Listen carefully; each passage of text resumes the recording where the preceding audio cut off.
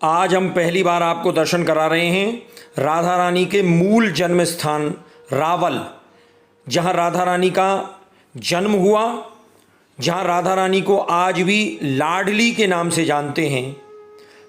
राधा रानी अपने पिता बृषभान जी के साथ यहाँ से ही बरसाने पधारी और बरसाने में किशोर अवस्था में जाके पधारी, इसलिए आज भी उन्हें बरसाने में किशोरी जी के नाम से और रावल में राधा रानी को लाडली के नाम से जानते हैं। ये राधा रानी का मूल जन्म स्थान है। भगवान कृष्ण का जन्म मथुरा में हुआ और वो मथुरा में जन्म लेकर गोकुल पधारे। गोकुल के बिल्कुल समीप ही ये रावल गांव है, जो गोकुल से राया जाने वाले मार्ग पर गोकुल से लगभग 4 किलोमीटर दूर सड़क पर एक बहुत सुंदर द्वार बना हुआ है। उस द्वार से 1 किलोमीटर आगे जाने के बाद ये रावल गांव है, जहाँ राधा रानी का जन्म हुआ है। हम आपको राधा रानी के वो स्वरूप के दर्शन भी कराएंगे जो कमल में से स्वतः प्रकट है। जिस राधा रानी के स्वरूप ने 11.5 महीने तक अपनी नेत्र नहीं खोले। भगवान कृष्ण का जब मथुरा में जन्म हो गया और राधा रानी ने सर्वप्रथम जब राधा रानी ने भगवान कृष्ण के दर्शन किए तभी नेत्र खोले। हम ऐसे सुंदर, ऐसे अद्भुत, ऐसे अलौकिक और ऐसे प्राचीन श्री राधा रानी के स्वरूप के आपको दर्शन कराने जा रहे हैं।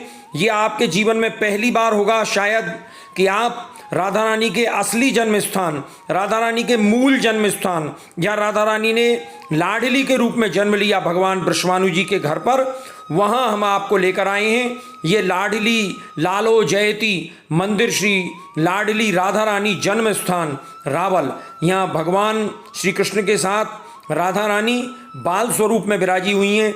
लाडली श्री राधा रानी का ये बहुत ही सुंदर और अद्भुत स्वरूप आपके सामने दर्शनीय है, जो कभी जमुना जी के कमल में से बहुत तेज जहाँ पर प्रकाश हो रहा था, बड़ा अद्भुत जहाँ प्रकाश हो रहा था, ऐसे कमल में से जो श्री राधा रानी प्रकट हुई हैं, जिन्होंने भादों में जन्म लिया, भादों सुदी अष्टमी को, और अगले वर्ष जब भादों कृष्णा अष्टमी को भगवान कृष्ण ने जन्म लिया, तब तक 11.5 महीने तक राधा रानी ने अपने नेत्र बंद किए हुए रखे। ऐसी राधा रानी के ये लाडली के जन्म स्थान पर हम श्री राधा रानी को जन्म हुआ है। ये रावल गांव है और यहाँ के बारे में थोड़ा सा आप हमें जानकारी दो।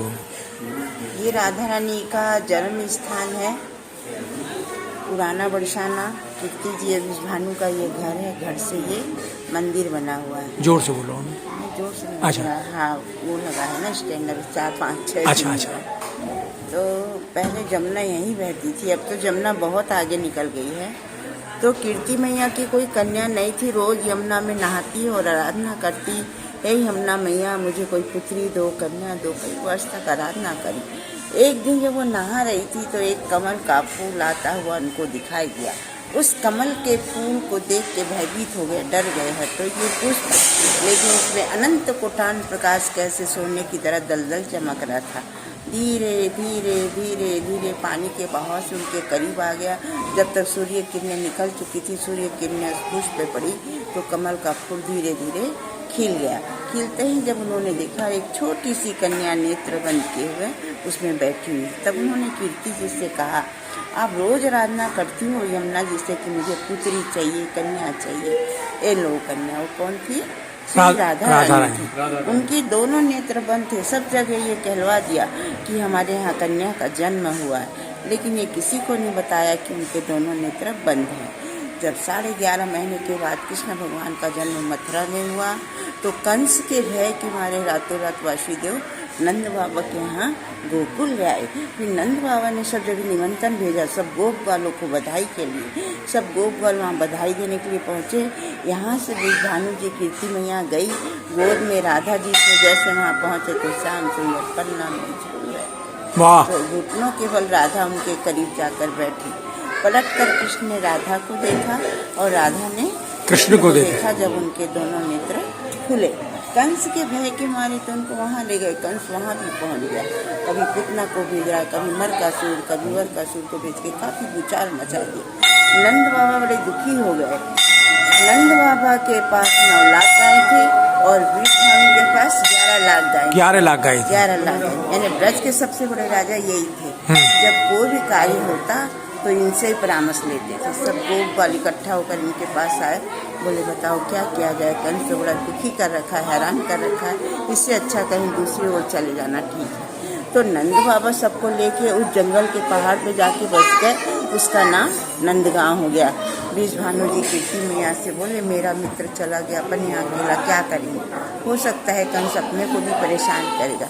राधा रानी और कीर्ति मैया को लेके उस पहाड़ पे जाके बस गए, उसका नाम बीज भानु के नाम से बरसाना पड़ा। बड़ा पुष्ट पहाड़ है, ब्रह्मा जी का वरदान है उस पहाड़ को कि कोई भी राक्षस प्रगति का वन नहीं पहुंच पाएगा, जो जाएगा वो पत्थर बन जाएगा। इसलिए बीज भानु वहाँ जाके बस गए, उसका नाम बीज भानु के नाम से बरसाना पड़ा। असली राधा जी का जन्म स्थान रावल पुराना बरसाना यही है। यहाँ बाल स्वरूप सेवा होती है, इसलिए इनको लाली लाल के नाम से पुकारा जाता है। राधा रानी थोड़ी बड़ी हो गई, जब बरसाने में ले गए तो वहाँ उनको किशोरी जी के नाम से पुकारते हैं। ये जो आप विग्रह देख रहे हैं मुगल सरकार, ये कोई बाजार की मूर्ति नहीं है जो लाके यहाँ पधरा दी गई, ये शंभु प्रकट है, उसी जगह से प्रकट है जहाँ से राधा रानी कमल के फूल में प्रकट हुई थी। तो ये नीचे वाले जो छोटे विग्रह हैं, इनको लेके हमारे जो पूर्वज थे परमानंद जी व्यास राजस्थान जोधपुर से आके यमुना के किनारे काफ़ी वर्ष तक उन्होंने तपस्या की थी। जब श्री जी ने उनको दृष्टांत दिया था कि मैं करील के वृक्ष के नीचे हूँ, मुझे निकालो।